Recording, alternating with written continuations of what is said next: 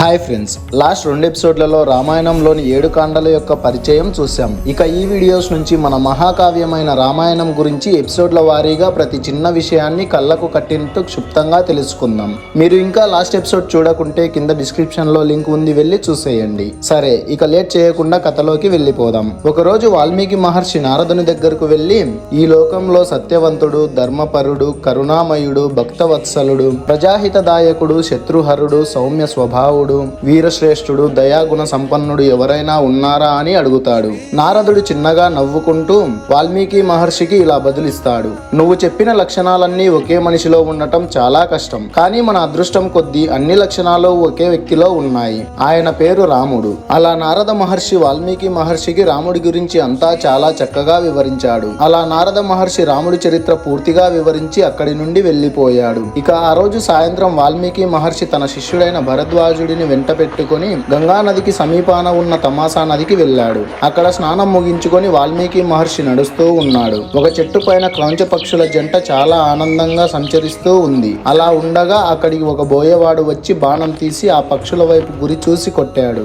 ఆ బాణం రివ్వున వెళ్లి అందులో ఉన్న మగ పక్షికి తగిలింది. అలా తగలగానే ఆ పక్షి కింద పడి గిలగిలా కొట్టుకోవడం చూసిన ఆడపక్షి చాలా బాధపడుతూ ఉంటుంది. అది గమనించిన వాల్మీకి మహర్షికి జాలి పుట్టి కోపంతో, ఓరి బోయవాడా, నీవు ఎక్కువ రోజులు బతకవురా, ఎందుకంటే ఎంతో ఆనందంగా సంచరిస్తున్న జంటలో ఒకదాన్ని చంపావు కనుక అని అంటాడు. అలా అన్న తరువాత, అదేంటి నేను అలా అన్నాను, ఆ జంటని చూసి నేను అన్నది ఏంటి అని ఆలోచించుకుంటూ వాల్మీకి మహర్షి మరియు భరద్వాజుడు ఇద్దరూ కలిసి ఆశ్రమానికి బయలుదేరారు. వాల్మీకి మహర్షి ఆశ్రమంలో కూడా ఆయన బోయవాడితో అన్న మాటలే గుర్తు చేసుకుంటూ అవే ఆలోచిస్తూ ఉండిపోయాడు. అలా ఆలోచిస్తూ ఉండగా అక్కడికి బ్రహ్మదేవుడు వస్తాడు. ఆయన రాగానే వాల్మీకి మహర్షి ఆయనకు పాదాభివందనం చేసి గౌరవ మర్యాదలు చేసి ఆయనతో మాట్లాడుతూ ఉంటాడు. అలా మాట్లాడుతూ కూడా వాల్మీకి ఆ పక్షుల దగ్గర జరిగిన సంఘటన గురించే ఆలోచిస్తూ ఉంటాడు. అది గమనించిన బ్రహ్మదేవుడు, ఏం ఆలోచిస్తున్నావు వాల్మీకి? ఆ పక్షులు అక్కడ ఉండటం, అందులో ఒకటి చనిపోవటం, అది చనిపోయిన తర్వాత నువ్వు బోయవాడితో మాట్లాడిన మాటలు అన్నీ నాకు తెలుసు. నువ్వు మాట్లాడిన ఆ మాటలు నీ నోటి నుండి వచ్చినా మాట్లాడించింది మాత్రం నేను అని బ్రహ్మదేవుడు వాల్మీకి మహర్షితో అంటాడు. అవునా, ఎందుకు బ్రహ్మదేవా అని వాల్మీకి మహర్షి బ్రహ్మదేవుణ్ణి అడుగుతాడు. నువ్వు గుణవంతుడైన రాముని చరిత్ర రచించు. నా అనుగ్రహం వల్ల నీకు రాముని చరిత్ర, సీతాదేవి యొక్క చరిత్ర, లక్ష్మణాదుల యొక్క చరిత్ర, రాక్షసుల యొక్క చరిత్ర అందరికీ తెలిసినవి మరియు రహస్యంగా ఉన్నవి మొత్తం తెలుస్తాయి. ఆ కావ్యంలో నువ్వు రచించినదేది అసత్యమై ఉండదు కనుక రామకథ అంతా రచించు. పర్వతాలు, నదులు ఈ భూలోకంలో ఉన్నంత కాలం నువ్వు రచించిన రామచరిత్ర కూడా ఉంటుంది అని చెప్పి చూస్తూ ఉండగానే బ్రహ్మదేవుడు అక్కడి నుండి మాయమైపోతాడు. అది చూసి వాల్మీకి మహర్షి మరియు భరద్వాజుడు చాలా ఆశ్చర్యపోతారు.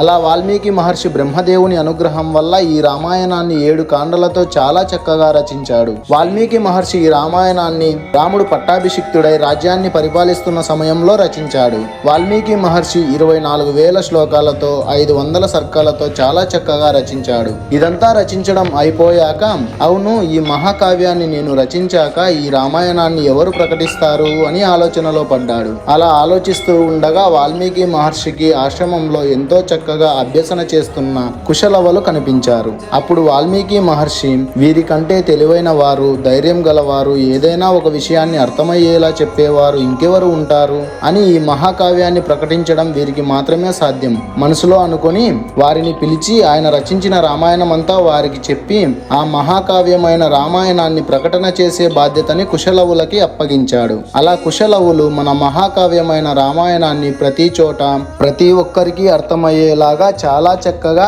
ఇలా వివరించారు. ఈ భూమిని ఏలిన రాజులందరిలోనూ ఇక్ష్వాకు వంశీయులు చాలా గొప్పవారు. ఎంత పెద్ద యుద్ధమైనా వారికి అపజయం అన్నదే తెలియదు. ఇంత పెద్ద భూమి ఇక్ష్వాకు వంశీయుల కోసమే పుట్టిందా అన్నట్టు ఉండేది.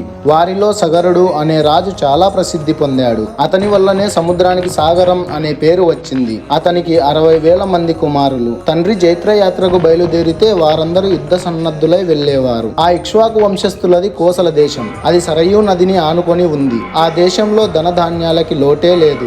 ఆ దేశంలోని పట్టణాలు, పల్లెలు జనాలతో నిండుగా ఉన్నాయి. ఆ దేశంలో ఉన్న నగరాలు అన్నింటిలోనూ అయోధ్య అనేది చాలా గొప్పది. ప్రపంచం అంతటా చాలా ప్రసిద్ధి పొందిన కోసల దేశాధిపతులైన ఇక్ష్వాకు వంశస్థులందరికీ అయోధ్య నగరమే రాజధాని. దాని పొడవు 12 యోజనాలు అంటే అంటే దాదాపు 156 కిలోమీటర్లు, వెడల్పు 3 యోజనాలు అంటే దాదాపు 39 కిలోమీటర్లు. ఆ నగర వీధులు చాలా అందంగా ఉంటాయి. ప్రతి వీధిలోనూ ముందుగా నీళ్లు, తరువాత పువ్వులు, తర్వాత ముత్యాలు చల్లుతూ ఉంటారు.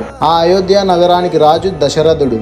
ఆ రాజ్యంలో యుద్ధ తంత్రాలు, ప్రజలందరిలోనూ నైతిక విలువలు, యుద్ధాలు వస్తే దేవతలు కూడా జయించలేని ఆ రాజ్యం యొక్క రహస్యాలు ఎన్నో ఉన్నాయి. ఎన్ని యుద్ధాలు వచ్చినా, మిగతా రాజ్యాలలో కరువులు వచ్చినా, ఈ రాజ్యంలో మాత్రం ఆహార కొరత అనేదే ఉండదు. సరయూ నది నీటితో ఆ రాజ్యంలోని ప్రజలు చాలా ఆరోగ్యంగా ఉన్నారు. ఎంతో మంది సామంత రాజులు మరియు వ్యాపారస్తులు, నాట్యాలు చేసే స్త్రీలు మరియు శిల్పులు మరియు ఎంతో మంది ప్రతిభావంతులైన బ్రాహ్మణులు, అక్కడి క్షత్రియులు అందరూ ఎంతో నైపుణ్యం కలవారు. ముసలి వారిని, తల్లిదండ్రులు లేని వారిని, దాక్కున్న వారిని వారు అస్సలు సంహరించరు. ఇలా వేల మంది నివసిస్తున్న ఆ రాజ్యాన్ని దశరథ మహారాజు ఎంతో చక్కగా పరిపాలిస్తున్నాడు. దశరథ మహారాజు ఎంతో ధైర్యవంతుడు మరియు తెలివైన వాడు. దానం చేయడంలో ఎంతో గొప్పవాడు. అందరినీ సమానంగా చూసేవాడు. ఒక్క మాటలో చెప్పాలంటే రాజులలో ఈయనకు ఉన్న మంచి గుణాలు ఇంకెవరికీ లేవు. ఆ రాజ్యంలోని ప్రజలు మరియు రాజు ఇలా భేదం లేకుండా అందరూ కలిసిమెలిసి అంతా ఒకే కుటుంబంలా జీవించేవారు. ఆ నగరం చుట్టూ 2 యోజనాల వరకు బలమైన రక్షణ వలయాలు అమర్చి ఉన్నాయి. 3 యోజనాలు వెడల్పు గల ఆ మహానగరంలో మధ్య భాగంలో 2 యోజనాల పరిమితి గలది సత్యపురం అనే పేరుతో ప్రఖ్యాతమైనది. చంద్రుడు నక్షత్రాలను పరిపాలిస్తున్నట్టు దశరథ మహారాజు అలాంటి మహానగరాన్ని పరిపాలిస్తున్నాడు. ఆ మహానగరాన్ని ఛేదించడం దేవతలు, రాక్షసులకు కూడా అసాధ్యం. చిత్ర విచిత్రమైన మేడలన్నీ ఆ భాగంలోనే ఉన్నాయి. సామంత రాజులు, రాజబంధువులు, రాజపురుషులు, సంపన్నులు ఆ భాగంలోనే ఉన్నారు. వారందరికీ మధ్యలో ఉండి దేవేంద్రుడు అమరావతిని పరిపాలిస్తున్నట్టు దశరథ మహారాజు అయోధ్యను ఏలుతున్నాడు. దశరథ మహారాజుకి దృష్టి, జయంతుడు, విజయుడు, సిద్ధార్థుడు, అర్ధసాధకుడు, అశోకుడు, మంత్రపాలుడు, సుమంతుడు అనే 8 మంది మంత్రివర్యులు ఉన్నారు. వశిష్ఠుడు, వామదేవుడు అనే 2 పురోహితులు ఉన్నారు. జాబాలుడు మొదలైన ఋగ్విజులు ఉన్నారు. మంత్రులు లౌకిక కార్యాలు, ఋగ్విజులు వైదిక కార్యాలు నిర్వహిస్తూ ఉంటారు. వశిష్ఠుడు మరియు వామదేవుడు ఉభయ కార్యాలు నిర్వహిస్తూ ఉంటారు. వారందరూ మంత్రతంత్రాలు బాగా తెలిసిన వారు. వారందరూ మహారాజుకి చాలా నమ్మకస్తులు.